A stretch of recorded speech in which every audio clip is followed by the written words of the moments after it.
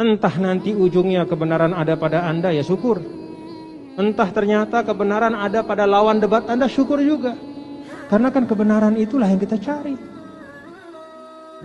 Kebenaran itulah yang berharga, bukan omongan kita. Jadi niatnya mencari kebenaran. Kalau kita niatnya mencari kebenaran, Allah mudahkan sampai kepada kebenaran itu. Makanya banyak orang-orang pintar ya di Eropa, Amerika, dia masuk Islam setelah dia berdebat. Karena ketika dia berdebat dengan seorang, katakanlah seorang muslim yang terpelajar, niatnya memang cari kebenaran. Mereka memang ingin tahu kebenaran itu. Dia cari di mana-mana, baca kitab ini segala macam, tapi masih belum mendapat. Maka ketika dia tetap menjaga niatnya untuk mencari kebenaran, Allah sampaikan dia kepada hidayah Islam.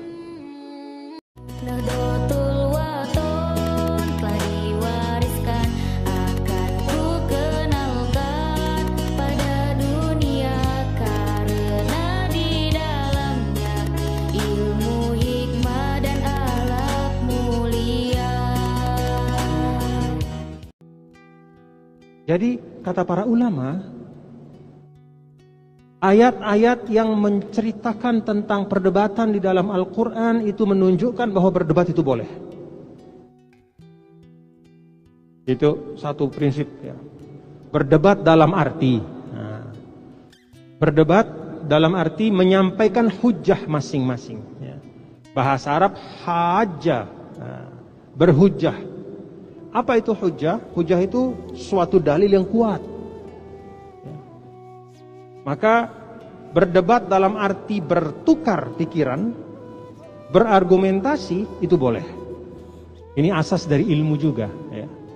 Jadi yang namanya perdebatan itu boleh dengan syarat. Nah, pertama syaratnya itu adalah ihqaqul haq atau al-wusul ilal haq, mencapai kebenaran. Bukan al-ghalabah alal adu.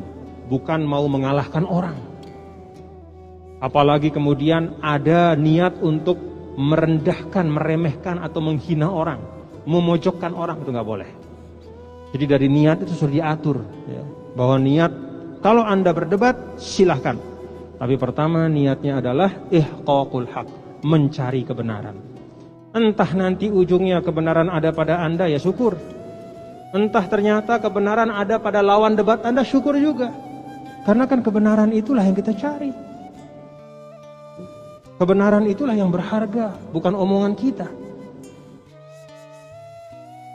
Jadi niatnya mencari kebenaran. Kalau kita niatnya mencari kebenaran, Allah mudahkan sampai kepada kebenaran itu. Makanya banyak orang-orang pintar ya di Eropa, Amerika, dia masuk Islam setelah dia berdebat. Karena ketika dia berdebat dengan seorang, katakanlah seorang muslim yang terpelajar, niatnya memang cari kebenaran. Mereka memang ingin tahu kebenaran itu. Dia cari di mana-mana, baca kitab ini segala macam, tapi masih belum mendapat. Maka ketika dia tetap menjaga niatnya untuk mencari kebenaran, Allah sampaikan dia kepada hidayah Islam. Jadi berdebat itu boleh dengan niat ihqaqul haq, al-wusul ilal haq, untuk sampai pada kebenaran. Yang kedua, berdebat itu boleh dengan adab-adabnya. Nah, adab-adabnya itu apa?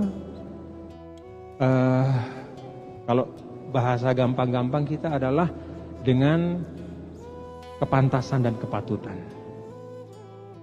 Jadi kalau kita berhujah, berhujahlah, tapi jangan menghina. Nah, kalau mau berdalil, berdalillah, tapi jangan mencela. Makanya di dalam ilmu-ilmu Islam itu namanya ilmu adabil bahthi wal munazarah. Ilmu tentang berdebat, itu ada dalam Islam. Kalau orang ngomong jangan dipotong, itu adab juga. Ya. Bukan seperti ya mohon maaf, kalau kita lihat di TV apa, belum selesai orang ngomong udah potong. Ya. Orang ngomong misalnya apa namanya, nadanya levelnya 5, dia naik ke 7. Ya. Jadi main gagah-gagahan, bukan itu. Sulit kebenaran itu akan muncul. Bahkan ketika pun kebenaran itu ada, ya, kebenaran itu ada di antara salah satu, tapi ketika mereka sudah mau saling menjatuhkan lawan, kebenaran itu pergi. Dia pergi. Hilang dia. Yang tersisa hanya permusuhan. Nah, ini yang diajarkan oleh Al-Quran ya. Jadi kalau kita mau berdebat silahkan, tapi siapkan diri dengan ilmu. Niat kita niat cari kebenaran ya. Mana yang benar, kebenaran itu kita cari ya. Siapapun yang punya kita syukuri ya. Lalu kita jaga adab-adabnya. Kemudian yang terakhir, yang ketiga kata para ulama, berdebat itu boleh di dalam hal yang bermanfaat. Dalam hal yang bermanfaat. Misal di dalam Al-Quran kan wa yaquluna sab'atu wa thaminuhum kalbuhum. Nah, kan begitu ya. Sebagian mengatakan bahwa Ashabul Kahfi itu 7 pemuda menjadi 8 dengan anjingnya gitu. Lalu kemudian siapa nama anjingnya? Nah, misalnya gitu ya. Siapa nama anjingnya? Lalu si A mengatakan, oh nama anjingnya itu ini. Lalu yang lain mengatakan, oh ini. Pertanyaannya, ada manfaatnya enggak? Apakah dengan mengetahui nama anjing itu kemudian ibadah kita lebih dibanding yang tidak tahu? Kan tidak ada.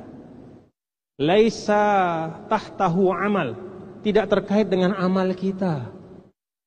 Karena itulah Allah juga tidak menyebut langsung namanya anjing itu. Bahkan nama pemuda itu pun tidak disebut. Karena apa? Karena bukan esensinya di nama, tapi esensinya itu pelajaran. Bagaimana mereka mempertahankan iman mereka. Jadi bahkan bapak-bapak saudara ya, tidak semua yang ada dalam Al-Quran itu harus kita perdebatkan. Apalagi yang bukan di Al-Quran. Hal-hal kecil-kecil, hal-hal yang sifatnya tidak terkait dengan iman Islam, tentang amal-amal soleh, tentang kerja-kerja yang baik, gak usah kita perdebatkan. Kalau Anda mau berdebat, pastikan itu sesuatu yang bermanfaat. Yang kalau engkau mengetahui kebenaran tentang masalah itu, maka akan menambah ilmumu, menambah amalmu, menambah kedekatanmu pada Allah, menambah kecintaanmu pada kebaikan. Itu yang diperdebatkan.